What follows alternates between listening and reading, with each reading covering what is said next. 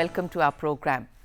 A mystic and spiritual master once said, "The most beautiful moments in life are those moments when you are expressing your joy, not when you are seeking it."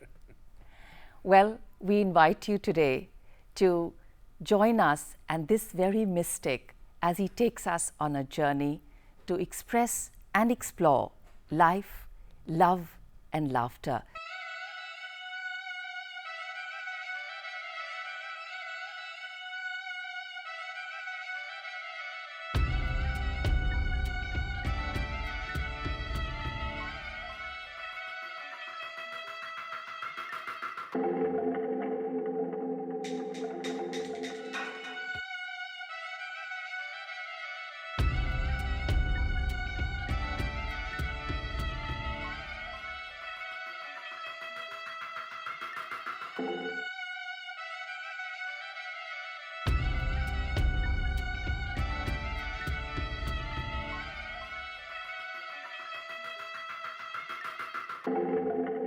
Please welcome Sadhguru Jaggi Vasudev. Sadhguru, welcome to the program. How beautiful is that, Sadhguru?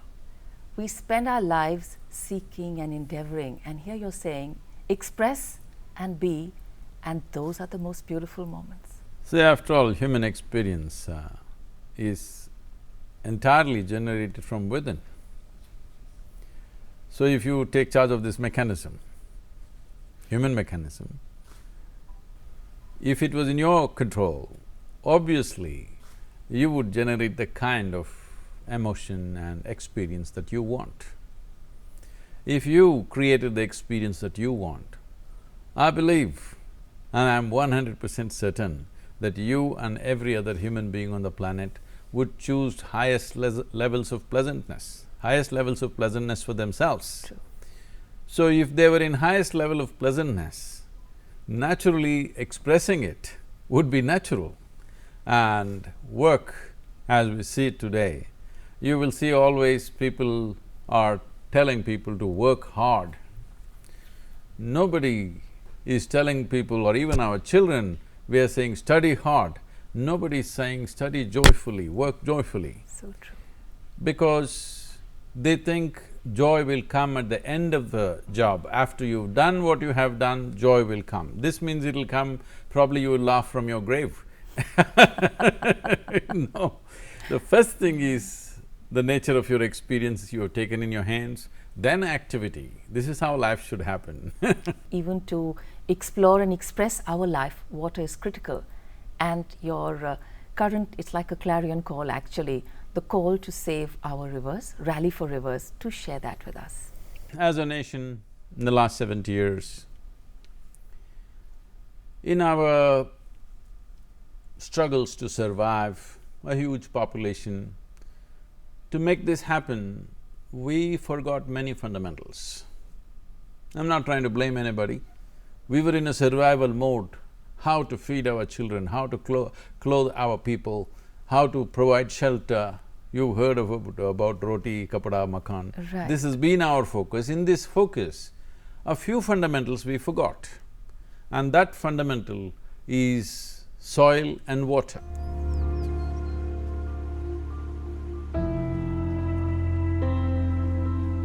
Rivers have been the lifelines of this nation and of every nation in a way. We are a culture, a civilization which have grown out of a riverbank. All rivers in India are at a dangerous level of depletion. That means, in another 15 to 20 years' time, most of our rivers will be seasonal, they will not be perennial. If you just fly over India, you look down, you will see entire India looks like brown desert.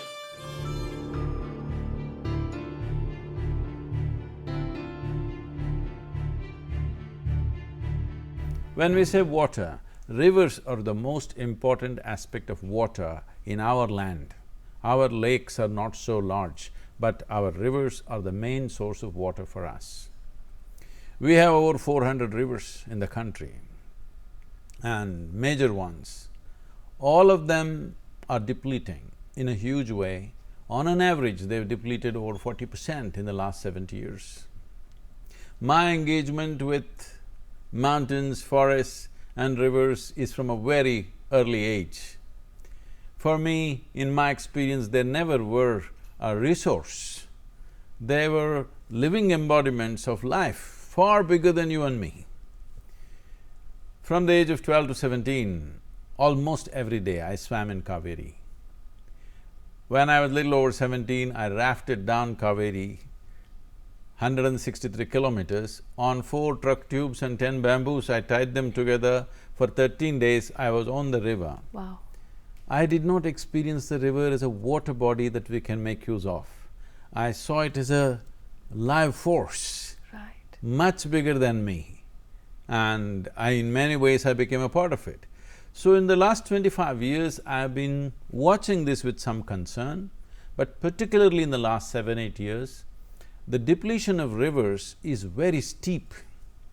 And today, all the studies are pointing out by 2030, more than 60% of our rivers will be seasonal, and only 50% of the water requirement that is needed for this population will be available. Already, Kaveri has depleted over 40%, Narmada is over 60%, Krishna is over 60%. 3 to 4 months they're not touching the ocean. What has been a perennial river for millions of years is becoming seasonal. In this there are many aspects. It's not just about our utilization of the water. Indian freshwater bodies, particularly our rivers, have over 1,000 species of fish. Okay. Nowhere else on the planet is this possible. We even have dolphins, freshwater dolphins. But when the river becomes seasonal and it goes dry, how many of them become extinct, nobody knows. There is no proper study to tell us that this many species have become extinct. Some environmentalists make a guess that at least 15% of fish species in the country may be gone for good in the last 25 years. So, somebody may think, what's wrong if some fish goes away, what's the problem? We must understand when worms, insects, fish, birds, animals start disappearing, you and me are next in the line. True, very true. And when we also talk of a river, Sadhguru, I think it's so deeply linked, other than providing us a physical necessity, river is flow, water is purity. There is momentum, gati jisko hum bolte hain, in a river, and I think somewhere we just have speed in our lives, but very little flow because direction is missing. So when we say a river, these rivers have been the crucibles of civilization. Our very nation is named after a river because we are off the river bank. You just imagine today, if you want to build a town, maybe you build it around a highway or where there is Wi-Fi. Right. But right from ancient times, we always built cities and towns on the river bank because that was most essential. And we have kind of misunderstood this and misused this. As I said, we've been in a very strong survival mode. At 1947, what our economic condition was, what our healthcare condition was, to improve that, we forgot a few fundamentals. When I say forgetting a few fundamentals, for example, see, if a river has to flow, there is something that fundamental that everyone needs to understand. There are two types of rivers: glacier-fed rivers, ice-fed rivers, and forest-fed rivers. In India, only 4% of the river water is ice-fed. The remaining 96% is forest-fed. What is ice-fed is a question of global phenomena. We cannot control that, we cannot improve that just like that, because it's a global thing. But everything else is forest-fed. What forest-fed means is, in this country, we get an average of 45 days of rainfall. This 45 days of rainfall, what comes down, is supposed to flow for the next 365 days. Okay. Full year. If this has to happen, when the water comes, If there is substantial vegetation, because of the root system and the entire network of activity that's happening there, the water will percolate this way and slowly, drop by drop, it comes out, rivulets, streams and rivers, this is how it happens. But now we have removed vegetation large scale. Because of that, when rain comes, it goes this way. This is the cycles of flood and drought you're seeing in the country right now. Right. This is simply because the fundamental ecosystem we have disturbed. If you want water to be retained in the land, you need vegetation. Without vegetation, you cannot retain it. So this misunderstanding, because there is water, there are trees, must go. Because there are trees, there is water, we must understand this. No river is born in a city because there is no substantial trees. Always rivers are coming from mountains. There is no snowfall there. The only reason why it's coming down is because still there are trees. And it attracts rain and it holds rain and lets it go as it is needed throughout the year. So, another thing is our soil condition has depleted. See, we have done many things in this country in the last 70 years. We built businesses, our science has developed, our technologies have developed. Well, our scientists are going to the Mars, many great things we have done. But the greatest achievement in this country is, without any serious infrastructure or technology, just with traditional knowledge and wisdom, our farmers are producing food for over 1 billion people. This is the greatest achievement in our country, that we don't have to go begging somewhere for our food. We make our own food because we have a land which has been rich and a 12-month farming land. Right. But the soil condition today is alarming because in states like Punjab, Haryana, Marathwada, some parts of Tamil Nadu and Andhra Pradesh, the organic content in the soil has gone down drastically. According to the United Nations, if soil has to be considered soil, there must be a minimum of 2% organic content in it. Today, all these places that I mentioned, the organic content is 0.05%, not 0.5, 0.05%. This means this soil is slated to turn into sand in the next 3 to 5 years' time. In the next 40 years, they say 60% of the land in this country will not be cultivable because we are turning soil, rich soil into sand, because if you take off all the organic content, it'll become sand. Right. If you want to put back organic content, see, first of all we need to understand when we grow a crop, let us say we grow a 1 ton of crop from 1 acre, whatever the crop, what we have taken out is 1 ton of topsoil. Yes. If you have to put this back, there are only 2 options, the leaves from the trees and the animal waste. The trees are already gone, animals are all traveling to other countries. If you eat an animal, this is not the problem. Millions of animals are going away from the country, you must understand these are not animals, this is our topsoil going into some other country. So when this happens, how will you replenish the soil? The crop that you take out, how will you put it back? What is the source? No leaf, no animal waste, you cannot put back anything. This is simple wisdom that every farmer knew, every farming family knew this, that if you have 5 acres of land, how many animals you must have in your house, how many trees you must have on your land, is not rocket science, everybody knew. Unfortunately, we started talking all textbook science and we lost our sense.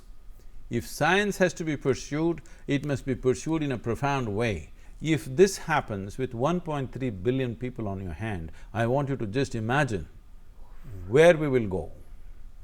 So, this has to be done. This is not something that I do or you do, so this is why I'm making it to all the people. That is, see, everybody who consumes water must be a part of this.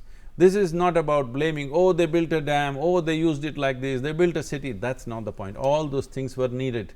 We did all those things because we thought they were needed, right or wrong, all right? That's not the point. Right. Now, the question is, are we willing to take correct action? Now, for this to happen, because rivers are concurrent subject between center and state, I thought I should get the concurrence from the states for the center so that they can consider this better. This is once in a lifetime, not in our lives. Once in a lifetime in a nation's life. I beseech all of you to participate in this in whatever way you can. When I say all of you, I mean everyone who consumes water. To have our rivers flowing, to leave this land rich and well is the best gift we can offer to the future generations of this nation. So I'm driving from Kanyakumari to Himalayan foothills, covering 16 states. Chief ministers in all the states are participating. This is concurrence. Openly they're saying they are with it. So concurrence has come.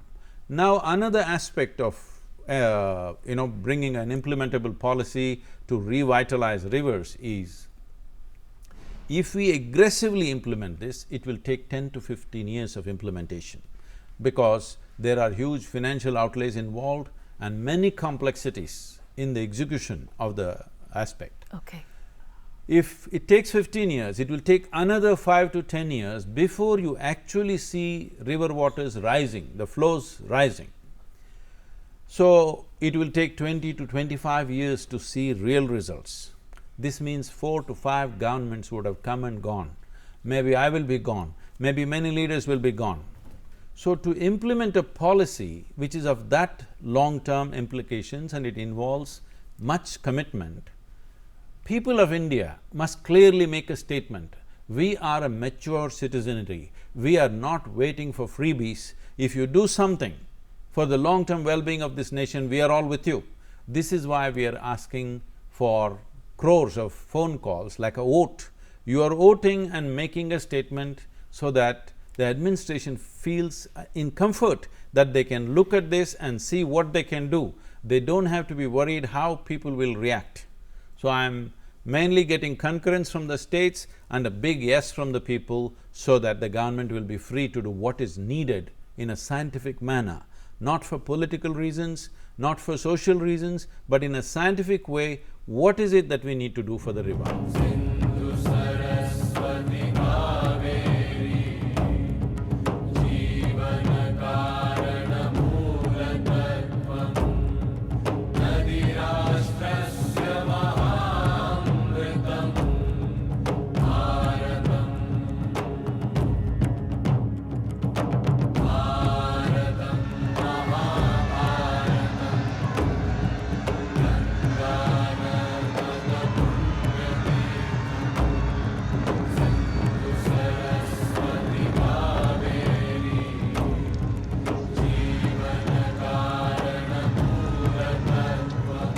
And every stakeholder should benefit in this.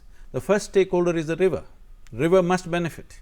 Next is a farmer. Farmer must benefit. This is an economic plan for him where very easily he can multiply his income. Right. And the larger community should benefit, and the government should benefit, and the local administration should benefit. So we have drawn out a large-scale draft policy recommendation where many scientists have worked with us.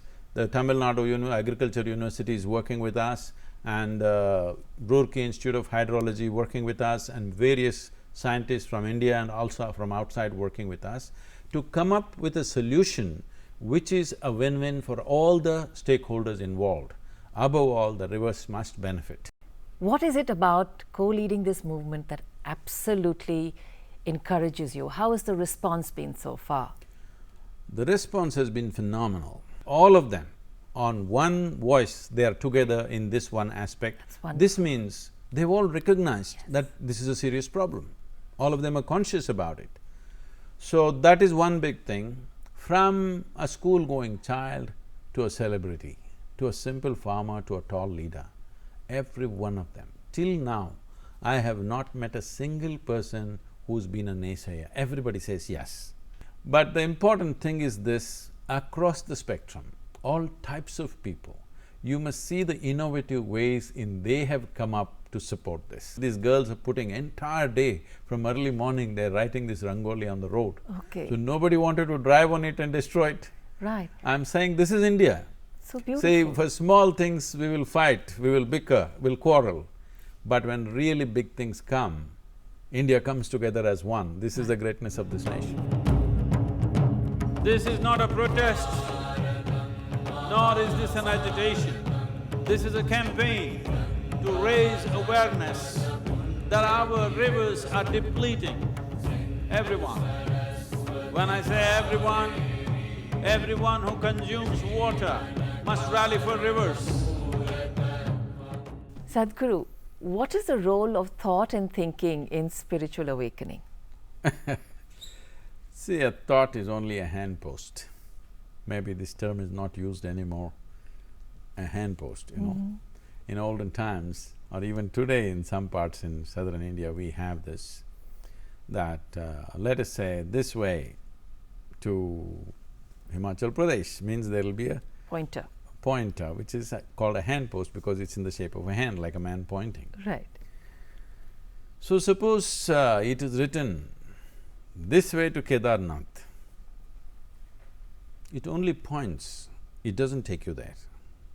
Handpost is not a vehicle to travel with, it's only a direction to take. So if you climb on top of this and sit on this handpost, you are not going to get to Kedarnath. You only have to take the direction. So like this, thought only sets a direction, it doesn't take you there. Now the problem with most people is, they think it actually takes them there. In the sense, right now if they start thinking about something, they're already there in their imagination. So once you lose this distinction, what is a psychological reality and what is existential reality, you will be eternally confused. True. Psychological reality is entirely made by you. Existential is there. You have to live in what is there. You can't make your own stuff and live in your mind. If you live in your mind, unfortunately, you know, we got this from the Europeans, that man is sitting like this thinking. The thinker, yeah, right. This thinker business is essentially from Europe. In India, we never valued human thought. This must be understood in the right context, because we saw human consciousness is far bigger than thought. Beautiful. Human thought is like bits and pieces of the existence. Human consciousness can contain the entire cosmos. So we always focused on how to make an individual conscious rather than making him thoughtful, because you will never put this jigsaw of this existence piece by piece, it's never going to work. So first of all, there are no pieces. Pieces were made by your mind. Because you are using… even when we say mind, in India, we have various levels of mind. In the yogic culture, we are looking at mind as 4 parts. This is called buddhi, ahankara, manas and chitta. Buddhi means the intellect. Today, unfortunately, because of Western influences, we all think intellect is the only intelligence you have. See, the nature of intellect is like this, it's like a knife. If you ask anybody, would you want your buddhi to be sharp or blunt, what would be the natural answer? Sharp. Sharp. Right. So it's like a knife. What do you use a sharp instrument for? To cut. Right. So if I want to dissect you, I need buddhi, I need intellect. Now I will dissect you and see who you are. But tell me, will I ever know you by dissecting you? No. Is it possible that I will know you by dissecting you? By dissecting you, I may see the size and shape of your heart, but what was beating in your heart, I will never know. By inclusion, you may know, but by dissection, you will not know. Dissection is useful only to know the physical nature of the existence. Now we are trying to use intellect to know everything. You want to do everything with a knife. When you do everything with a knife, you will leave the world in tatters. In your own mind, it's all so many bits and pieces, it's driving people crazy. They can't sit at ease even for a moment, right, because they have cut the world into pieces in their mind. The human being has the capacity to live in the now, yet for some reason, the past and the future dominate. See, the entire existence is right now, okay, in this moment. Now, this is not about living in the moment. The moment you make a philosophy, live in the moment. You know, this philosophy is going all over the world. live in the moment, live in the moment. It started in America, now it's also into urban India, live in the moment. I'm asking you, please live somewhere else and show me, please. Can you? It's not possible. Then why such a teaching? Why do you need such a teaching that live in the moment? Because anyway, do whatever you want, you can only be in the moment. You cannot be anywhere else. Only thing is, what they're telling you is, do not think about yesterday, do not think about tomorrow, which is what you were referring to in some way. I'm saying, it took millions of years of evolution to get this kind of cerebral capability that I can remember what happened in 1,000 years. And I can project what I want to do in the next 100 years.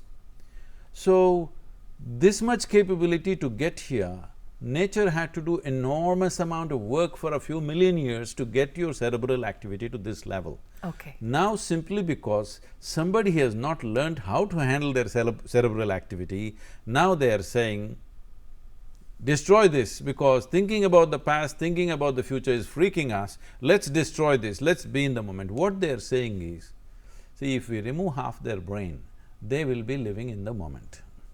Okay. Right, well put.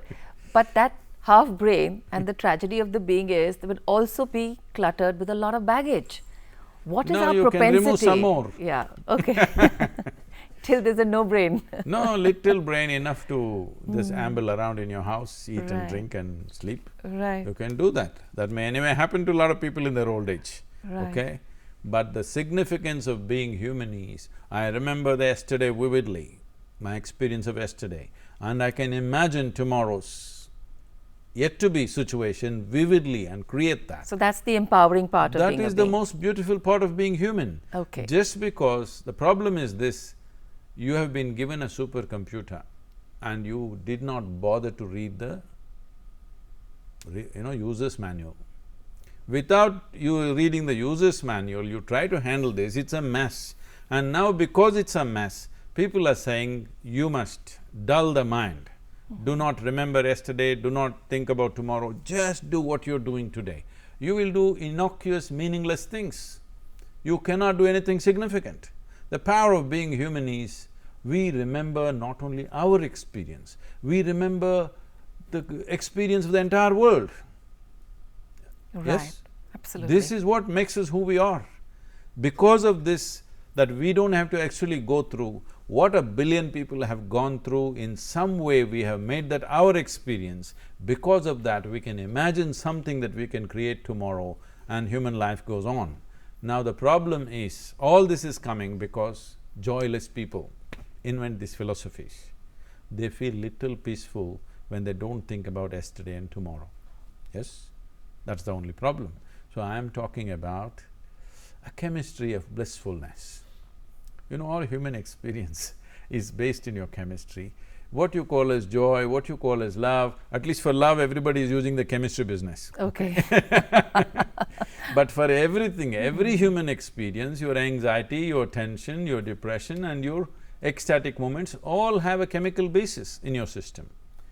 Now, I can teach you a simple way where you have a chemistry of blissfulness, no matter what's happening in the world. Because after all, it is your physiological and psychological situation that you have to manage. You can't manage the cosmic situation. You only have to manage your physiological and psychological situation. If you manage this well, the world is there, always. What you can do in the world and what you cannot do in the world is determined by how well your physiology and your psychology is managed, isn't it? So true. Is spiritual awakening an individual process dependent on the self, or does the collective play a role in it? Collective can create an ambience. So the reason why this culture saw the maximum number of enlightened beings right from ancient times is because the society invested in that direction. Because society invested in direction, naturally right from an early age people were oriented in that direction. So it produced lots of yield. Like for example, anything technology means everybody wants to go to Silicon Valley. You think in that valley technology is growing? There is an ambience where everybody is thinking that and driving towards that. So, lot of technology happens there. It is not that people there are specially endowed or that place is geared for technology, nothing like that. They have created an ambience where everybody thinks technology, acts technology, so obviously many things come out of it. Similarly, we invested in inner technologies, how to manage this one to its peak. Because of that, we produce results. Unfortunately, we moved a little bit away. It's time we get back this nation there, because as external technologies grow, like, robotics is growing big time. Suppose the robots start doing all the work, okay? Next time I come, you have a Doordarshan robo interviewing me, all right? Okay, right. See, I shall your job they'll take, not my job. Okay, I shall be careful with my facial expressions. They might just keep me. So, I'm saying when it takes all the physical jobs that we are doing and even reasonably intelligent jobs that we are doing, what are the human beings going to do? They are supposed to be joyful, blissful and do something else, which no mechanical thing can do, isn't it? But are we geared for that? This is what we geared for right from ancient times. If everything is well, then what? Right. You're so right, Sadhguru. We're really not geared to handle joy. And there are many people who feel guilty for feeling joyous. Oh, I can't be happy all the time. No, that's because most people's joy is only in other people's failures. Yes, people are enjoying what others don't have. So warped. That is so warped. Sadhguru, you also say that action does not produce karma, your reaction does. Volition. Okay. See, action is just a physical thing. The intent and the volition behind it is what produces karma, because karma is an internal thing that you're doing. Your thought, your emotion, your intent produces more karma than physically doing something. See, right now, I took this glass in my hand, it slipped out and jumped and hit you in the head. Accident. This is one kind of karma, of negligence. Okay. Or I took this and threw it at you because I don't like what you're saying to me. This is another kind of karma, because the intent is to hurt you. Or I want to take this and bang it on your head, but I don't do it out of my civilization. I'll hold it back, but I did it 1,000,000 times in my mind. This is a far deeper karma. The impact of it on you is much, much bigger than actually throwing the glass at you. Because you're still harboring it Because you will do it 1,000 times. in your head, true. If you do it physically, you do it only once. So this is not an endorsement that all of you throw things at everybody. The thing is, you must understand, when you create resentment, when you create anger, when you create jealousy, you are generating poison in your system. You drink poison, but you expect somebody else to die. Life doesn't work like this. You drink poison, you die. This is a very fair world. Right, true. So everybody has this whole bit about, assessing. We assess people, we think of people, we judge ourselves, we judge people, and we have this whole bit about morality, moral values, my value system, his value system, universal value system. What is morality? What are morals, moral values? Last week, I've been in a bit of a controversy because I said India doesn't have morality. Of course, they misunderstand this. I said this nation has been run on human consciousness, not on morality, but on humanity. I agree. We always aimed at how to stir up your humanity, because that's what you are, essentially. You are a human being, you are not a moral being, naturally. If your humanity is on, you do the best things. But if I tell you you must do good things, you will find devious ways to do just the reverse of that, but within the legal system or the moral system of that society. Nobody need to impose humanity on me, I am a human being. Maybe unfortunately a lot of people forget that, but essentially you're human. Being human means just this, that between other creatures and us, see, they are born, we are born. They grow up, we grow up. They eat, we eat. They sleep, we sleep. They reproduce, we reproduce. They die, we die. Only thing is, they do it smoothly, we do it with a lot of fuss. Yes? But the fundamental difference is, all those simple things that every creature does, we also do, but we can do it consciously. That's the big difference. So there is nobody to rev up your consciousness and your humanity, so we try to fall back on morality, but that's not in our DNA to take morality from somebody. Because even if those entities that we considered as divine came in front of us, we only ask questions.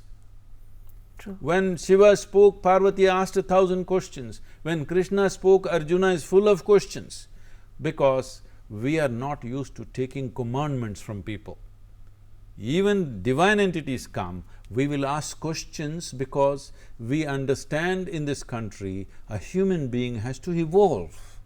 A human being can't be just fixed with 5 or 10 morals and say, this is what you do. It's never going to work.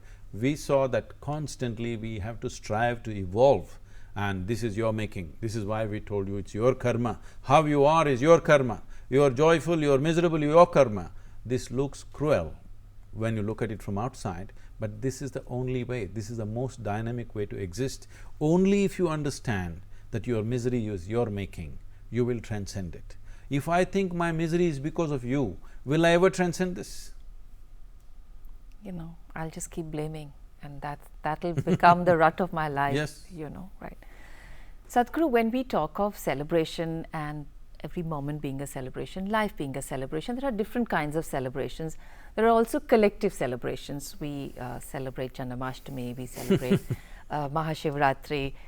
What is the role of celebrations? See, people think celebration is an effort to be joyful today. They are throwing parties every weekend. Parties used to be only for the names that you suggested, Mahashivratri, Janmashtami, this, that. But at one time, there were 365 festivals in this country in a year. For everything, there was a celebration. That celebration was an expression of our joy. Okay. Today, people are going to party. If you don't give them the drink and the drug, they cannot be joyful. They're trying to be joyful. There's a big difference between trying to be joyful and expressing your natural joy. Like you said it so beautifully when we started the program, and with your quote to say it's in expressing your joy, and that's the true moment. Celebration is an active expression of your joy. I may be joyful, but now 5 of us, 5 joyful people got together, then it's an explosion of this. Okay. But right now, 10 people are getting together and trying to be joyful. And to be peaceful, you need a chemical. To be joyful, you need a chemical. To be loving, you need a chemical. For everything, you need a chemical. So you are desperately trying to be joyful. This will take a huge toll on humanity as time goes by, you will see. So this is important. We must understand the most complex chemical factory on the planet is your own the human body. being, right.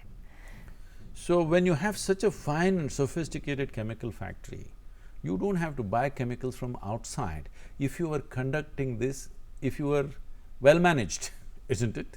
Right. If your industry was run by a good CEO… You don't have to hire one. Yes, you don't have to buy stuff That from is so outside. true. So true. See, look at me, I'm always drunk. On joy, on gratitude. On just life. On life. Very beautiful.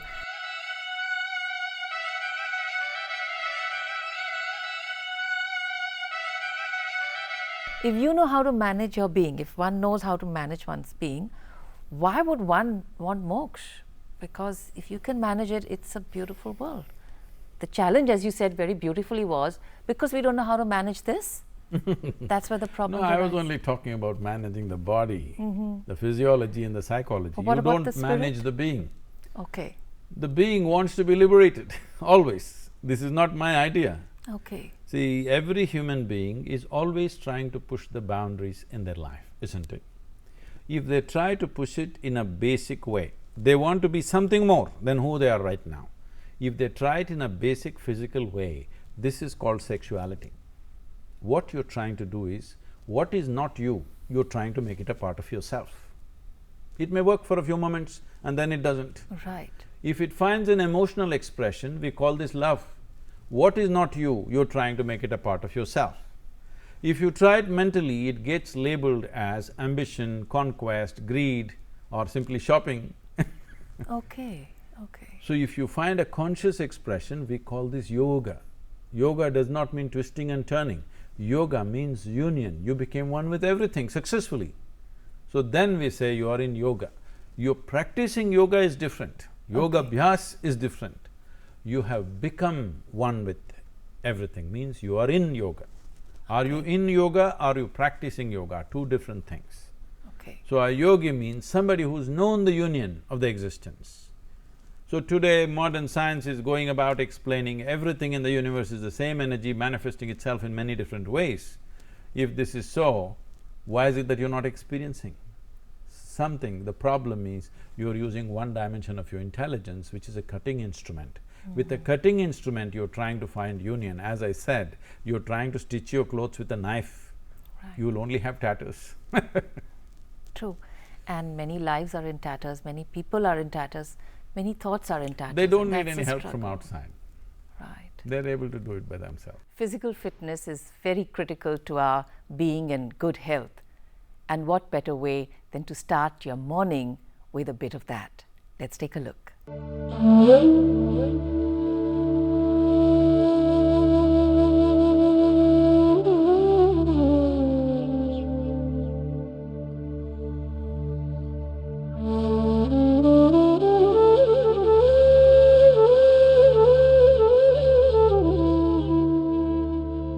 Surya Kriya is a powerful process of activating the sun within you. When I say activating the sun within you, sun is in every aspect of whatever you see on this planet. Fundamentally, it is the solar energy which is driving life on this planet. So when we do Surya Kriya, we want to generate that energy within the system. There is a cousin to Surya Kriya, which is a Surya Namaskar. Surya Namaskar is a kind of practice that evolved out of Surya Kriya. Surya Namaskar is largely a way of saluting the sun, but Surya Kriya has more spiritual intentions.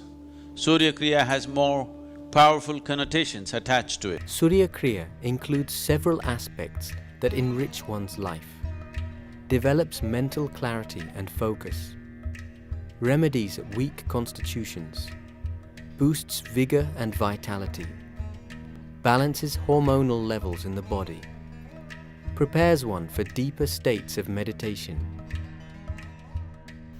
Sadhguru, children are more tender, their consciousness is probably less cluttered. What are some things that we need to be careful with children and start working on their being or allowing their being to grow earlier? As long as adults don't mess them, they're quite fine. Yeah, I keep must away, tell you this. hands off, okay. No, total hands-off won't work. If parents do hands-off, somebody else will put their hand. See, you are not the only influence on your child. There are all kinds of forces. So you can't say total hands-off. I must… You know, my girl grew up with me. When she was 3.5 months old, I was driving across the country with her. This is the time I'm building the foundation, so I'm driving every day. My hand on her, in the front seat, I strap her, just a 3.5-month-old infant. 3.5 months old? Yes. Okay. Just my left hand here, my right leg down, full speed and on in the country. So every place I go, I hand over to some… Every day I'm in different homes and families. They did a wonderful job, every one of them. But you know, adults have this problem. When they see a child, they want to teach the child something that has not worked in their life. Ah, nice. Lovely. Yeah. Why I'm saying this? Obviously it's not worked. True. Because between you and your child, who is more joyful? The child. Child. So who should be a consultant for life? You have no business to be advising the child because he knows life better than you. You may know a few survival tricks, but you don't know any better as to how to be. Child knows better. Yes. So I saw that people have this urge and I told everybody, nobody will teach this girl anything. No ABC, no 1, 2, 3, no Mary had a little lamb. I don't care whether Mary had a lamb or not. Nobody will teach her anything. So because nobody teaches her anything, she's all ears and eyes. And by the time she's 18 months, she was speaking 3 languages fluently because she's listening, she's got ears. Wow. Like this. And she grew up without any influence like this.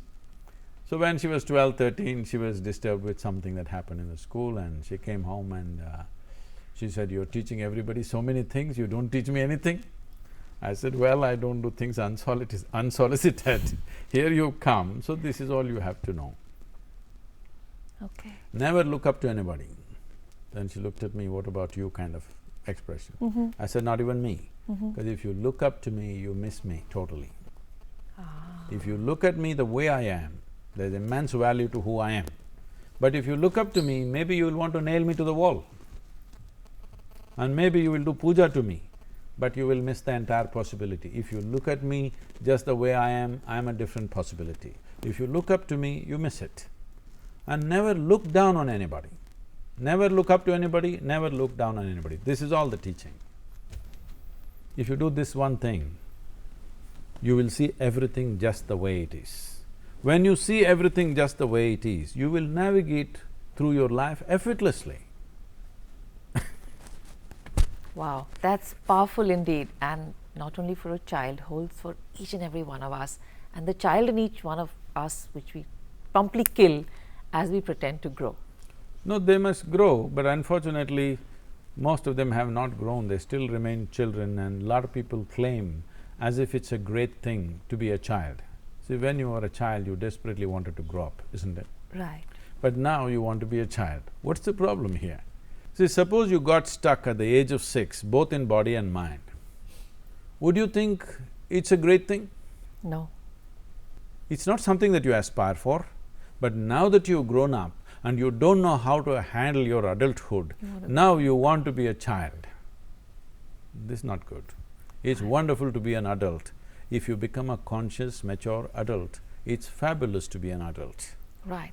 And I think somewhere, Sadhguru, this brings to thought that we associate being joyous only with children and not with adults. And that's so incorrect. That's the whole thing. Beautiful. So you were only joyful when you were a child. Because you messed up, you think that was better. No, this is better. Yes. Being an adult is far better. If only you are a conscious being. If you are a conscious being, you would do the most pleasant things to yourself, at least within you. What the world may do to us, we don't know. What world throws at us is not our choice. What the world throws at us is not our choice.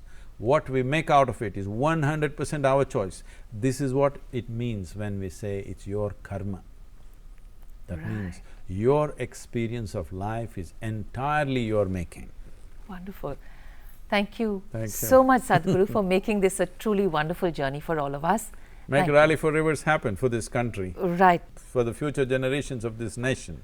This is a responsibility that we have to fulfill, that we at least make an effort to leave this nation and leave this world in the ecological sphere at least the way our parents gave it to us. True, very true. At least we must strive to do that. Thank you very much. Absolutely. Thank you, sir.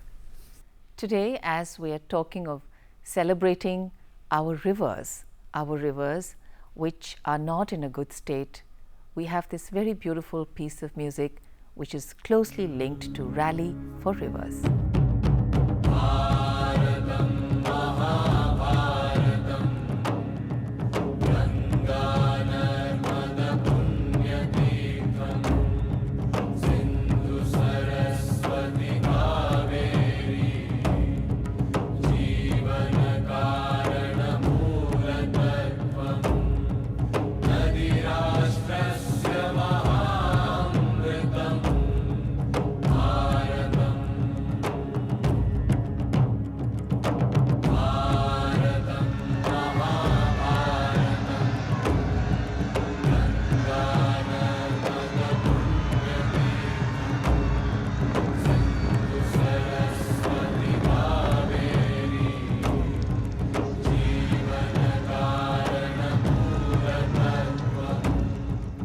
Every day is special, not only in the now, but also in history.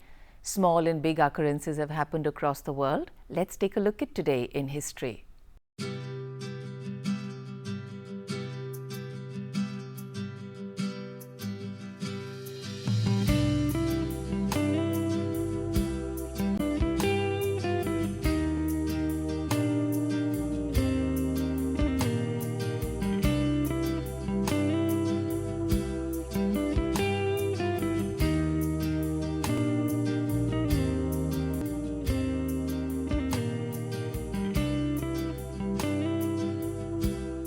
We trust, hope and believe that you did enjoy this wonderful conversation with Sadhguru.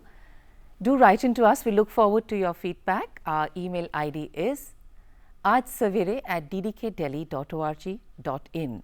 हम सबके साथ जुड़ने के लिए बहुत बहुत धन्यवाद. अगली बार तक नमस्कार.